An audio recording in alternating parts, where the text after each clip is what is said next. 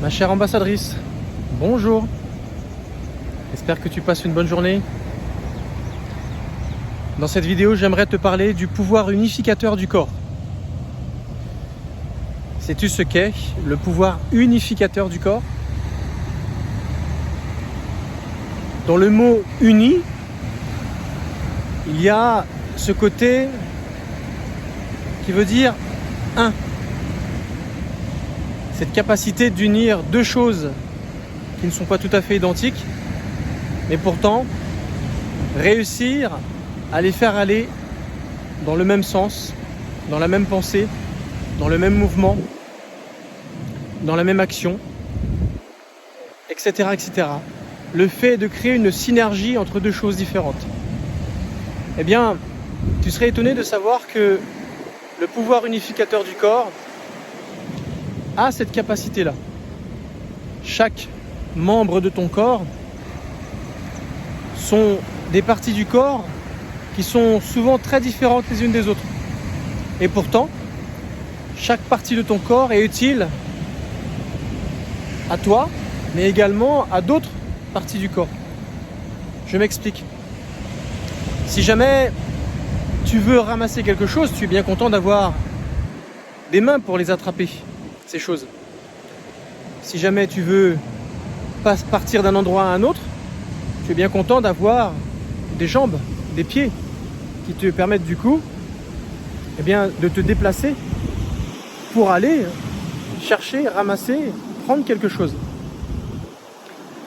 Si jamais tu veux manger quelque chose, tu es bien content d'avoir une bouche, des dents qui te donnent la capacité de mastiquer, broyer tes aliments pour ensuite les réduire en une espèce de bouillie que tu pourras facilement avaler, etc., etc. Et on pourrait suivre ce raisonnement de cette façon, mais alors très très loin. Tu retrouves également cette chose-là dans les organes internes. Là, je t'ai parlé des choses qui étaient externes, mais dans les choses internes, c'est exactement la même chose. Heureusement qu'on a un estomac qui va réceptionner dans un premier temps les aliments qui auront été broyés. Dans ce milieu très acidifié, eh bien, il va y avoir une dégradation des aliments, des enzymes digestives qui vont pouvoir se mettre en action, qui vont permettre à cette partie d'aliments digérés à se diriger tout doucement vers l'intestin grêle, etc., etc. Le but, c'est pas de te faire un cours de médecine, et tu l'as bien compris, le but, c'est d'essayer de te faire comprendre que chaque partie du corps travaille ensemble. Et ça veut dire que si jamais tu ne donnes pas à ton corps des choses qui sont bonnes pour lui, ça va nuire non pas qu'à la partie qui va réceptionner cette chose qui va lui nuire, mais ça va être tout le corps dans son ensemble à un moment donné ou un autre. C'est pas parce que tu vas prendre un poison et que tu vas le mettre dans ta bouche que ça va infecter que la bouche. La bouche, on va dire la partie réceptrice, mais une fois que tu l'auras mis en bouche, que tu l'auras avalé, ça va se digérer, ça va prendre le même trajet qu'un aliment dit normal, et ensuite ça va être digéré, ça va aller dans ton sang, ça va aller dans toutes les parties au plus profond de ton corps, jusqu'aux os, etc., etc. Ce qui fait que c'était la bouche qui l'a reçu en premier, mais ça va aller également au niveau de la tête, ça va aller jusqu'à l'extrémité de tes doigts, jusqu'à l'extrémité de tes pieds, dans tes ligaments, dans tes tissus, dans tes cellules, voilà, tout. Et ce qui fait que ce poison risque de nuire à une zone plus qu'une autre, même si l'ensemble du corps sera concerné, mais ça va concerner tout le corps, mais peut-être en affectant une zone plus faible qu'une autre dans ton corps. Alors, si je te donne cet exemple, c'est tout simplement parce que ce poison que tu auras pris n'aura pas eu un pouvoir unificateur, mais plutôt désordonnant. Un pouvoir, si on peut appeler ça un pouvoir, qui aura plutôt déstructuré. Mais tu vois, même dans la déstructure, ton corps répond de la même façon. Il va te faire comprendre, à l'unisson, à l'unité de tout le corps, on est en train de te dire que ce que tu nous as donné comme poison est très néfaste pour nous, on n'apprécie pas. Tu vois? C'est ça qui est intéressant, le message que t'envoie ton corps. Si tu lui donnes des bonnes choses, une bonne alimentation, une bonne hygiène de vie, un bon sommeil, des bonnes activités physiques, des bonnes activités mentales, de bonnes activités spirituelles, de bonnes relations, beaucoup d'amour, un travail édifiant, etc., etc. Imagine toutes les informations positives que tu donnes à ton corps.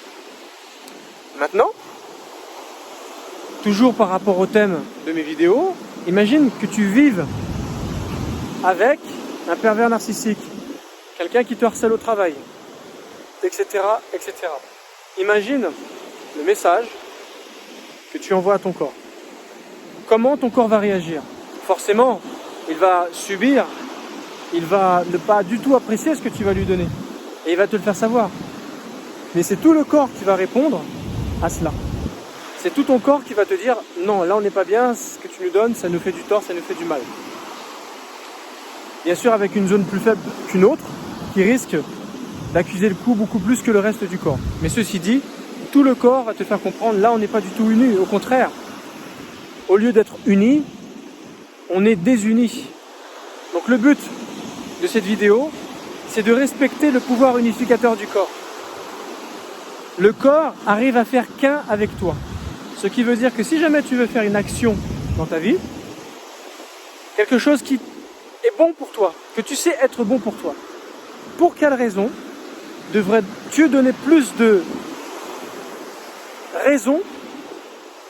Pour quelle raison devrais-tu donner plus de raisons, d'importance à une personne qui te veut du tort? Genre le pervers narcissique avec qui tu vis. Pourquoi aurais-tu peur de faire quelque chose que tu sais être pour toi bon, salvateur, quelque chose de positif? Pourquoi te retiendrais-tu de faire quelque chose qui est bon pour toi? Et le pire, c'est que tu le sais. Tu sais que c'est bon pour toi, mais tu te retiens en te disant « Ouais, mais qu'est-ce qu'on va penser de moi ?» Donc du coup, tu vas donner plus d'importance au « quand dira-t-on » Tu donneras beaucoup plus d'importance aux personnes qui ont tendance à te juger, te critiquer, te manipuler, soutirer des choses chez toi, telles que tes belles qualités humaines, qui ont tendance à t'asservir pour te faire faire des choses que tu ne veux pas forcément, ou pas de cette façon, et pourtant tu les fais. Tu es devenu, si tu veux, en quelque sorte, une personne qui est complètement devenue manipulée, manipulable, quelqu'un qui ne sait pas dire non, quelqu'un qui devrait apprendre littéralement à dire « Ben non, cette fois-ci, je ne veux plus que les choses se passent ainsi. Je ne veux plus devoir faire les choses qui va désunir mon corps, faire quelque chose qui n'est pas en accord avec moi, quelque chose que je ne ressens pas au fond de moi, quelque chose que je ne pense pas. Pour quelle raison devrais-tu t'empêcher de dire non à ces personnes-là, à ce mode de vie que tu peux vivre, à ces choses difficiles que tu supportes, à ce chantage? Apprends à dire non. Ça va te faire du bien, tu verras, ça te fera un bien fou d'apprendre à te positionner sur ce que tu penses, être en alignement avec tes valeurs profondes. Et forcément, si tes valeurs profondes sont respectées par rapport aux pensées que tu auras, forcément, tes actions suivront. Fais en sorte que tes actions soient littéralement alignées avec tes croyances profondes. Et quand je dis croyances, c'est pas uniquement les croyances religieuses, mais c'est exactement ce que pour toi, ces choses sont importantes. Ce qui te donne une raison de vivre, ce qui pour toi est hyper important de faire, parce que pour toi ça te nourrit dans ta vie. Essaye de faire en sorte d'être uni. Il y a un pouvoir unificateur naturel dans le corps, alors fais en sorte que ta vie soit tout simplement unifiée dans ta façon de faire les choses. Fais-les pour toi. Si jamais on t'impose de faire des choses qui ne sont que pour les autres, c'est en soi quelque chose qui est désunificateur et qui n'est pas normal, que tu ne devrais pas accepter. Maintenant, pour illustrer mes propos, je vais te donner cette illustration que je t'ai déjà donnée, déjà abordée dans une de mes vidéos, à savoir le rôle du premier cerveau. Le premier cerveau, c'est la compréhension, c'est-à-dire le cerveau qui s'apparente en fait au cœur, qu'on appelle l'intelligence de cœur, l'intelligence émotionnelle. Cela régit notre compréhension des choses, notre intelligence. Notre deuxième cerveau, c'est le cerveau des intestins, c'est-à-dire nos ressentis. Et notre troisième cerveau, celui qu'on aurait tendance à mettre en premier, c'est le cortex, le cerveau cérébral, c'est-à-dire notre tête. Ces trois cerveaux sont constamment en lien. Mais si jamais tu es désuni, c'est-à-dire que il y a bien longtemps déjà que tu ne respectes plus du tout ce que tu ressens au profond de toi, tes pensées et également tes actions, eh bien ces trois cerveaux ne communiquent plus. C'est évident. Ça fait bien longtemps qu'ils ont arrêté de communiquer l'un avec l'autre. Si tu veux retrouver une paix intérieure, si tu veux retrouver ta joie, ton bonheur, il faut absolument que ton cerveau, ton cortex, soit en accord avec le cerveau, le deuxième cerveau, c'est-à-dire les intestins. Grâce au trait d'union qui se fera avec le cœur. Si tu veux, c'est le cœur qui permet d'unir ces deux cerveaux-là. Cerveau, intestin, cerveau, cortex. C'est le cœur. Si jamais tu ne permets pas au cœur de faire ce travail, eh bien, tu vas vivre en désunion totale. Et c'est ce qui va expliquer pour quelle raison tu ne te sens pas bien. Ce qui va expliquer pour quelle raison tu as une vie qui est difficile à supporter. Parce que tout simplement, tu ne permets pas au pouvoir de ton corps, le pouvoir unificateur de son corps, de se mettre en branle. Ce que j'essaie de te dire par là, c'est que le cerveau intestinal, le microbiote, c'est-à-dire le gros intestin, c'est considéré, imagine-le comme la femme intérieure à l'intérieur de toi. Celle qui vit dans le passé, celle qui vit dans le ressenti, qui a constamment besoin de se sentir en équilibre, de s'enraciner, de retrouver où est-ce qu'elle en est, comment elle se sent. Ça, c'est le deuxième cerveau, c'est le cerveau qui correspond, qui représente la femme intérieure que nous sommes tous. L'homme est représenté par le cortex, qui représente le futur, le présent, la réflexion, la logique, le choix, la prise de décision. Comment veux-tu que la femme suive son homme symbolique, on est toujours à l'intérieur du corps, si l'homme n'écoute pas ce que la femme ressent ou ressent par rapport à ce qu'il se passe? Quand un homme, je parle sur le plan symbolique toujours, veut prendre une décision, veut faire quelque chose à son corps, il faut simplement que le cortex, c'est-à-dire l'homme symbolique, parle avec la femme symbolique qui est les intestins. Quand cette communication se fait, naturellement, tu rassures ta femme intérieure. Et ça a le don de te faire accepter et de mettre en branle le côté unificateur. Et c'est à ce moment-là, lorsqu'il y a ce dialogue qui s'installe, que le premier cerveau va pouvoir entrer en trait d'union. C'est-à-dire pouvoir faire en sorte que le dialogue, la compréhension puisse se faire correctement, naturellement, entre ces deux cerveaux, à savoir le deuxième avec le troisième. Grâce au premier cerveau, qui est l'intelligence émotionnelle, eh bien tu vas pouvoir faire en sorte qu'une certaine paix voit le jour, qu'une certaine acceptation des choses puisse se faire, parce qu'en fait, le dialogue aura pu s'installer, aura pu se faire naturellement et avec le respect que cela impose, eh bien, ces deux cerveaux, ces deux entités vont pouvoir s'unir, vont pouvoir faire ce qu'il faut pour pouvoir avancer ensemble. Et c'est ça qui est le but recherché. C'est ça l'intérêt de faire en sorte que ces deux cerveaux se réapprivoisent, rentrent en communication, apprendre à se tolérer, à connaître les besoins de l'un et de l'autre. Eh bien, les besoins sont tout simples. Ce que je viens de t'expliquer là, sur le plan symbolique, c'est exactement la même chose sur le plan littéral. Dans un couple, entre un homme et une femme, c'est deux rôles différents. L'homme a son rôle, la femme a son rôle. La relation intime entre un homme et une femme n'est pas faite pour être conflictuelle. Elle n'est pas faite non plus pour être complètement dans la compétition, celui qui prendra la place de l'autre. On vit à une époque où tout est moderne, digitalisé, où le rôle de l'un et de l'autre est fortement, si tu veux, amoindri, édulcoré. Tout a perdu sa valeur. L'homme ne retrouve pas sa place, la femme n'est plus également à sa place.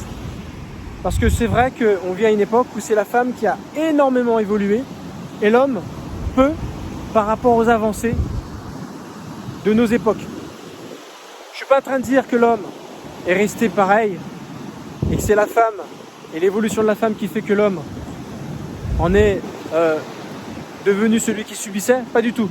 Autant l'un que l'autre a évolué et autant te dire que le modernisme n'a pas permis, n'a pas amélioré les rapports humains entre l'homme et la femme.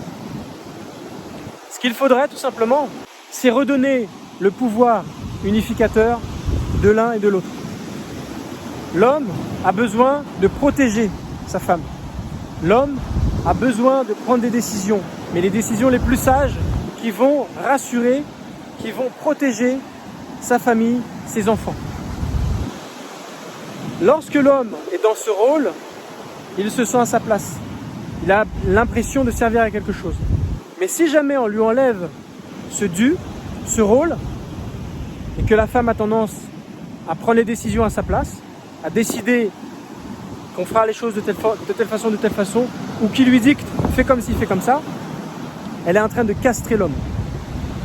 De la même manière, si l'homme ne donne pas le choix à sa femme, ne lui permet pas de donner son avis sur les choix ou sur les circonstances des choix qu'il doit prendre, ça va énormément frustrer la femme, surtout si ça la met à mal ou si elle n'a pas pu être rassurée. En réalité, une femme a besoin d'être rassurée, comprise et honorée. Donc ce dont elle a besoin, c'est constamment un homme qui soit là pour lui expliquer mais les choses dans lesquelles ils sont, les obligations qu'il est tenu de prendre et souvent le peu de choix ou les circonstances qui font qu'on est obligé de vivre ces situations délicates et difficiles. Si tu veux, l'homme est là pour faire passer la pilule à la femme, la rassurer et lui montrer la réalité des choses. Mais l'homme doit écouter ce que ressent la femme par rapport à tout ça. Et si la femme se met dans des états, ça lui fait peur, elle n'a pas confiance, etc., eh bien, il doit l'écouter jusqu'au bout. C'est ce que la femme a besoin. Constamment être comprise, constamment protégée, rassurée par rapport à ce que l'homme a l'intention de prendre comme décision. Quand ces choses se font, la femme se sent à sa place parce qu'elle se dit mais finalement, il a fait l'effort de m'écouter, il a fait l'effort de comprendre ce que je pouvais ressentir, il ne me juge pas, au contraire il me rassure, il me félicite et il me sollicite dans le choix ou les choix qui peuvent se présenter à nous. Donc tout ce que j'essaie de te dire là, le pouvoir unificateur du corps fonctionne exactement comme le pouvoir unificateur au sein des couples littérales. Si tu as compris ça, ça améliorera énormément tes rapports humains avec toi-même, mais également dans ton couple. Maintenant, si tu vis avec un pervers narcissique, c'est beaucoup plus compliqué. Malgré tout, ne va pas faire quelque chose qui te désunit au niveau de toi-même. Ne va pas faire non plus quelque chose qui te fait sortir de ton rôle de femme si tu es une femme et de ton rôle d'homme si tu es un homme dans ton couple littéral. Reste à ta place parce que tu ne peux pas être en compétition avec ton conjoint, ta conjointe. Chacun a un rôle bien défini par la nature. C'est parce que ce rôle défini n'est plus respecté qu'il y a autant de conflits et qu'il y a autant de désunions au niveau des couples. Et pourquoi il y a autant de séparations, autant de divorces? Parce que chacun pense d'abord à lui-même. C'est exactement dans cette pensée et cet état d'esprit que se retrouve en réalité le pervers narcissique. Donc ne tombe pas du tout dans ce piège. Si tu as compris quelle doit être ta place, reste-y. Simplement, dans une autre vidéo et dans les vidéos que j'ai pu faire, tu vas savoir exactement ce que tu dois faire pour pouvoir supporter la situation avec ton compagnon, ta compagne, qui a tendance bien sûr à ne pas rester à sa place, essayer de te manipuler, te faire du chantage. Mais toi, écoute ce que ton corps et le pouvoir unificateur de ton corps a à te dire pour savoir si tu peux suivre ton mari ou pas, ou si tu peux écouter ta femme ou pas, si elle te manipule au travers de ressentis qu'elle n'a pas, mais simplement elle veut essayer de tirer la couverture à elle. Voilà, j'en ai terminé par rapport à ce pouvoir unificateur du corps. Écoute-toi, les réponses sont en toi-même. Surtout, reste uni avec toi-même, avec tes pensées profondes, tes croyances profondes, tes pensées, mais également tes actions et ce que tu peux partager avec les autres. Merci de m'avoir écouté, je te dis à très bientôt dans une prochaine vidéo. Ciao!